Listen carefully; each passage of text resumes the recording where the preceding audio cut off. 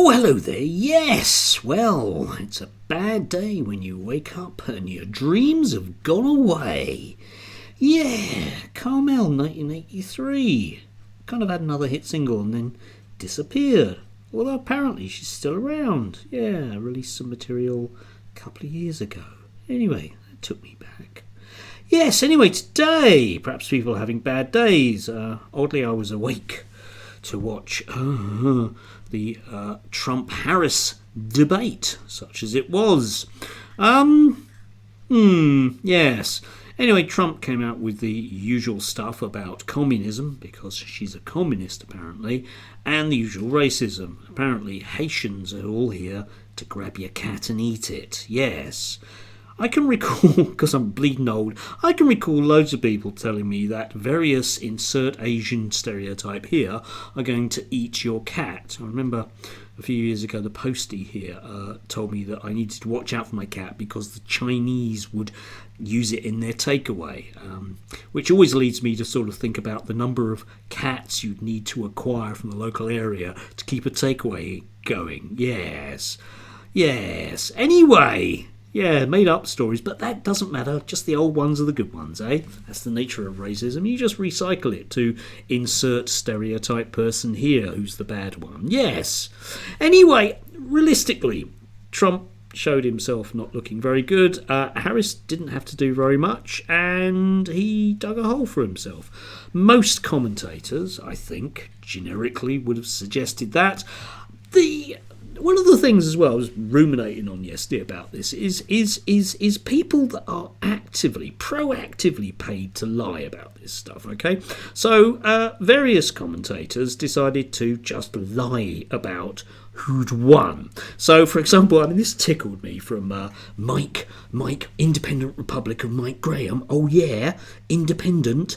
Doesn't know what that means because he works for Murdoch. Republic, no idea what a republic is, and it's Mike Graham. Yeah, he knows all about Mike Graham. Anyway, this one, yes, because Taylor Swift, you see, basically after the debate came out in favour of Trump, and his commentator had said this: she's going to turn a lot of people off with this. Taylor Swift appears to have endorsed Kamala Harris for president after the end of Tuesday night's debate against Donald Trump. Yes, I imagine that's really going to be bad for her. Yeah. All the usual suspects. Oh, yeah, I'm sure Trump on that. It's like, yeah, you are actually paid to lie, aren't you? Because any rational person looking at that last night would suggest that Trump lost. In the same way that any rational person who looked at the first debate knows that Biden lost big time, okay? That's just it. Why can't these people at least be allowed the dignity of not having to lie for their masters? Anyway, on the back of that, I was also thinking about the fellow travellers. So we had, for example, in the wee hours of the morning, oddly enough, my probably favourite turf, actually, in her own right, Kelly J. Keane, who says, I might be biased, but I call that a Trump win. Okay, you are biased. Now, lots of these commentators are very much hitching their wagon to that kind of extreme right-wing nationalist, racist nationalism that Trump will represent if he wins, which is extremely dodgy. Later on, she clarified these comments in the afternoon with this: I'm an activist, a frontline activist. I oppose the erasure of women and the mutilation of children. Okay. I don't think anyone's in favour of the mutilation of children, unless it's me as a teacher, of course, obviously. I believe that is the biggest threat to mankind. Okay, that's my issue. That informs my vote.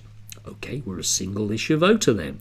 If you vote for politicians who actively promote the erasure of women and the mutilation of children, you are complicit. Okay. A vote for Harris is a vote for more mutilation of children and more erasure of women, which is a very odd thing for her to come out with, bearing in mind that Trump is not really known for his pro-feminist or female views. He was pressed on the debate, in the debate about abortion, which he's managed to kind of backtrack about, because the Republicans are realising that it is going to be tight in the key battleground states because of the electoral college nature of American politics. It's going to be tight, and they cannot appeal to women, because women, oddly enough, generically, as a group, don't really like the whole issue in and around abortion contraception that is going on.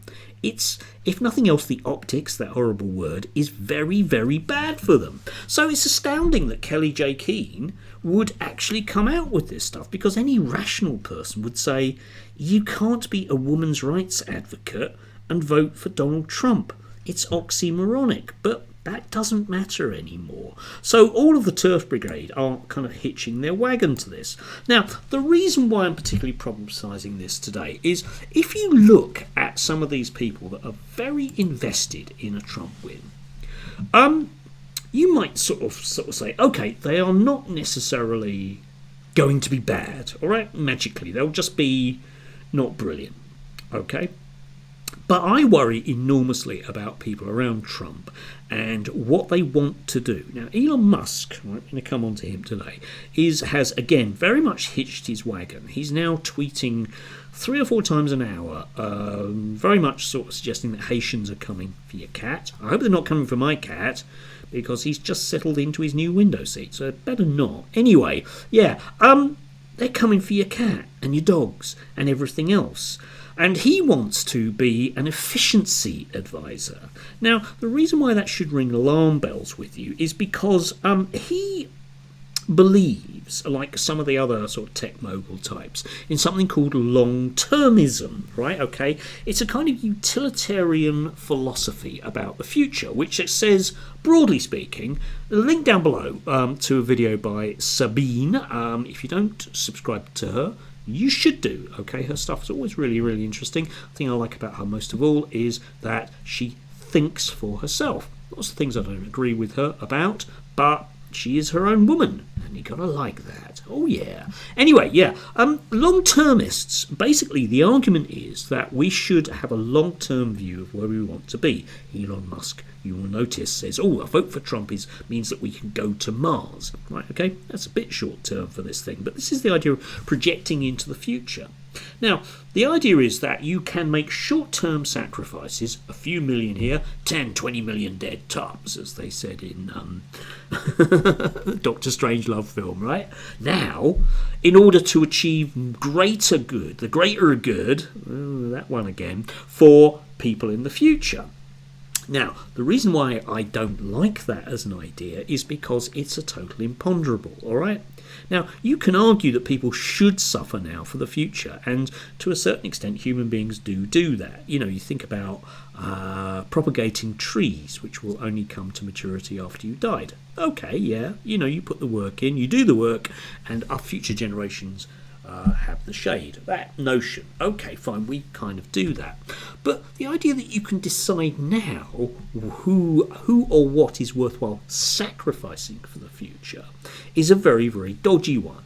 So to put Elon Musk into any form of governmental job in a new Trump administration and shelving anything else that might go on with the Trump administration means putting someone in charge who doesn't mind losing a few people here and there, so long as it's for the greater good. I'm sure you can see the same problem there that I can, because if one is attempting a very much bigger goal, then one, of course, would accept very much greater losses. And if you can think of a few historical parallels with that, yeah, so can I. Yeah, think about any form of ethnic cleansing, which is for the greater good, and of course it accepts certain casualties now, but you do arrive with a lovely country, as various right-wing commentators love to point out about Poland. Oh yes, it's just full of Polish people. Yeah, I know, they got rid of everyone else by, you know, basically accepting 20% casualties during the 1940s. Yeah, that's the way that one worked. But it was for the greater good. No, it wasn't. Okay, you cannot allow these people to basically have that attitude to us now. Okay, we should have a view on the future. Of course we should, and we should be doing their things now for the future. But we cannot accept casualties, and I mean that in the most basic biological sense that that you can do on that basis. Yeah, it doesn't really matter if Gaza ceases to exist, because the Israelis will then have a lot of really nice beach properties for the future. Yeah, you can see how easily that might be done. and it will be for the greater good.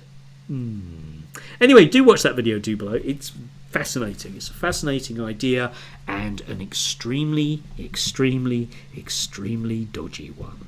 I have a lot of dodgy ideas according to some people, but I don't like the idea that I would have to be designing mass graves in order to achieve what I'm after.